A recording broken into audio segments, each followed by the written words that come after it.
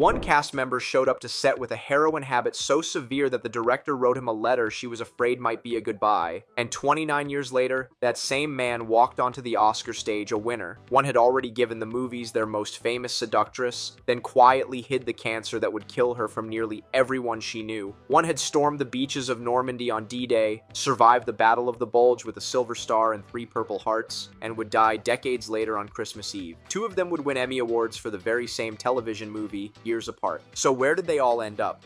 Robert Downey Jr. plays Tommy Larson, Claudia's gay younger brother, the tornado of charm and cruelty who blows into the house at dawn, torments his uptight sister Joanne, and somehow becomes the emotional heartbeat of the whole film. It's a loose, improvisational, scene-stealing performance, and critics singled it out at the time as the best thing in the movie. What almost none of them knew was the state Downey was in while he gave it. Robert Downey Jr. was born on April 4th, 1965 in Manhattan, the son of underground filmmaker Robert Downey Sr. He grew up on movie sets, made his screen debut at 5 in one of his father's films, and has said his father, struggling with his own addictions, first handed him drugs when he was just a child. By his 20s, he was a star, the Brat Pack years, Weird Science, the pickup artist opposite Molly Ringwald, and a chillingly prophetic turn as a doomed young addict in Less Than Zero. In 1992, he earned his first Academy Award nomination for Best Actor, playing the title role in Richard Attenborough's Chaplin, a performance many still consider one of the finest of the decade. Then it unraveled. By the time he filmed Home for the Holidays, Downey's heroin addiction was spiraling, and he has since confirmed he was using during the shoot. Jodie Foster noticed. Rather than fire him, she reportedly wrote him a letter praising his work but warning him, plainly, that he could not keep doing this, that it would eventually cost him everything. It nearly did. Between 1996 and 2001, he was arrested repeatedly, served roughly a year in a California state prison, and in 2001 was found wandering barefoot and was fired from Ally McBeal. He was broke, uninsurable, and by Hollywood's cold math, finished. The comeback is now the stuff of legend. Mel Gibson personally covered his insurance bond to cast him in The Singing Detective. On the set of Gothica, he met producer Susan Levin, who told him she wouldn't marry him unless he got clean. He has been sober since 2003. They married in 2005. Then came Iron Man in 2008, the film that launched the entire Marvel Cinematic Universe and made Downey one of the highest paid actors in the world, eventually commanding $50 million paydays. He retired the Tony Stark role in Avengers Endgame in 2019. And in March 2024, more than 3 decades after that Chaplin nomination, he finally won an Academy Award, Best Supporting Actor for playing Louis Strauss in Christopher Nolan's Oppenheimer, telling his wife from the stage, "You loved me back to life." He has since stunned fans by returning to Marvel, not as Iron Man, but as the villain Doctor Doom, headlining Avengers Doomsday due in December 2026. From the young man, Jodie Foster feared she might be writing a farewell to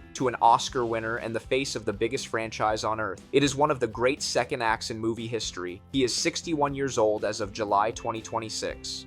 Holly Hunter plays Claudia Larson, the frazzled, chain-smoking single mother at the center of it all, the woman whose terrible, wonderful weekend we lived through. Hunter was arguably the most decorated actor on set. Just 2 years earlier, she'd won the Best Actress Oscar for The Piano, and in that very same ceremony picked up a second nomination for Best Supporting Actress in The Firm. Holly Hunter was born on March 20th, 1958, in Conyers, Georgia, the youngest of 7 children raised on a farm. She trained in drama at Carnegie Mellon, moved to New York, and broke through in 1987 with a remarkable 1-2 punch, a Best Actress Oscar nomination for James L. Brooks's Broadcast News, and the Coen brothers' cult classic Raising Arizona, both released that year. Then came The Piano in 1993, in which she played a mute 19th century woman and performed every piano piece herself, sweeping the Oscar, the BAFTA, and the Golden Globe. By 1995, she was one of the most respected actresses in America. In the 30 years since Home for the Holidays, Holly Hunter has barely paused. She earned yet another Oscar nomination for 13 in 2003, introduced herself to an entirely new generation as the voice of Elastigirl in Pixar's The Incredibles and its 2018 sequel, and delivered one of television's sharpest supporting turns as ruthless media executive Rhea Jarrell on HBO's Succession. She's a 2-time Emmy winner for the TV films Roe vs. Wade, and a memorably titled true crime drama about a cheerleading scandal. She never remarried after her divorce from cinematographer Janusz Kaminski, but has been with actor Gordon MacDonald since 2001. They have twin sons. In 2025, she went where she had never gone before, taking a leading role in the Paramount Plus series Star Trek Starfleet Academy. She is 68 years old as of July 2026.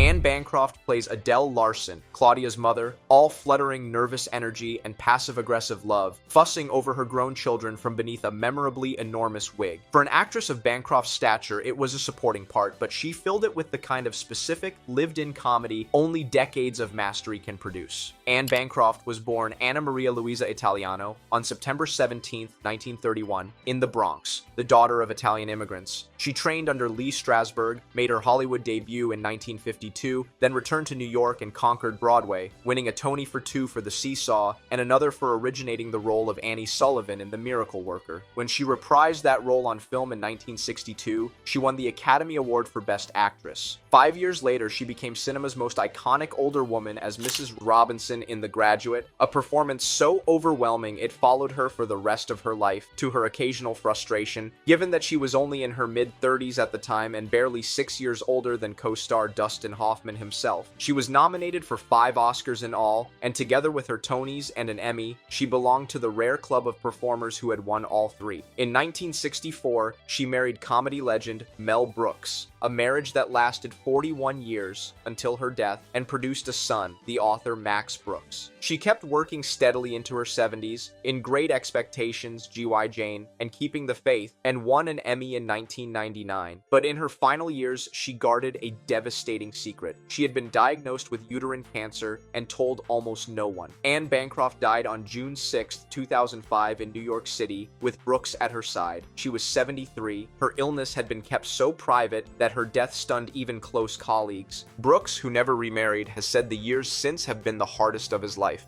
Claire Danes plays Kitt, Claudia's teenage daughter, whose casual announcement that she's spending Thanksgiving with her boyfriend sets the whole story in motion. It's a small role, but Danes was already a rising star, and it's a genuine kick to catch a future powerhouse in an early supporting turn. Claire Danes was born on April 12, 1979 in New York City to artist parents. She was still a teenager when she landed the role that made her a critical darling, Angela Chase in My So-Called Life, the beloved 1994 teen drama that ran only 19 episodes but has never stopped being rediscovered. The very next year, she filmed Home for the Holidays, and in 1996, she was Juliet to Leonardo DiCaprio's Romeo in Baz Luhrmann's frenetic modern Romeo plus Juliet. The role that defined her, though, was still ahead. In 2011, she took on Carrie Mathison, the brilliant bipolar CIA analyst at the heart of Homeland, winning 2 Emmys and 2 Golden Globes across the show's 8 seasons and cementing herself as one of the finest dramatic actresses of her time. She'd already won an Emmy in 2010 for the title role in Temple Grandin, a fact worth holding on to because her Home for the Holidays castmate David Strathairn won one for that very same film. More recently, she starred in Fleischman is in Trouble, The Essex Serpent,